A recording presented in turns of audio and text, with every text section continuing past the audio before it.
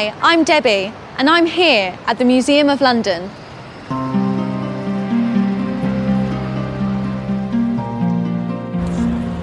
It's right in the centre of the city and receives over 400,000 visitors a year.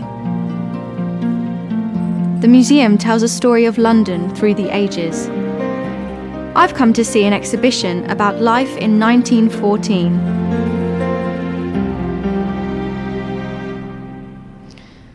In 1914, life was very different for British women. Most women didn't work. They usually married young, had children, and looked after the house. This wasn't easy. Every morning, most women across the country had to get up early, build the fire, and make the bread. All this before breakfast. If they did work, they usually worked as maids or in shops.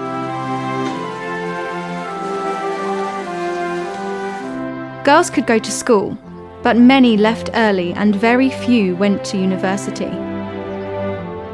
Life was very difficult for many women, and they weren't able to change things easily, because at that time they couldn't vote. But by 1914, some things were changing.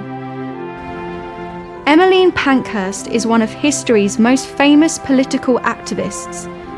Her and her party, the Women's Social and Political Union, fought for women's right to vote. By 1914, these suffragettes, as they were called, had made women's rights a major political issue.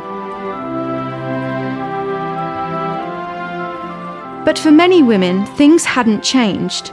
They still couldn't vote, and they had to stay at home and take care of the family. It was in the years after 1914 that real change came. And one of the greatest changes was the outbreak of the First World War. During the war, women worked in offices, factories, and farms. When the war ended in 1918, this contribution couldn't be ignored, and some women were able to vote. But they could only do so if they were over 30 and met certain property criteria. It wasn't until 1928 that all women could vote. People like Emmeline Pankhurst have made it possible for women like me to make our own choices, such as finishing school, going to university, and finding a job. Today, over 67% of women in Britain have jobs.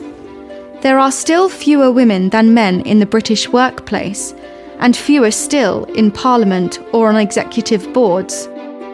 But more women work today than ever before. The world has changed a lot since 1914, and for people like me, a lot of this change is thanks to the suffragettes.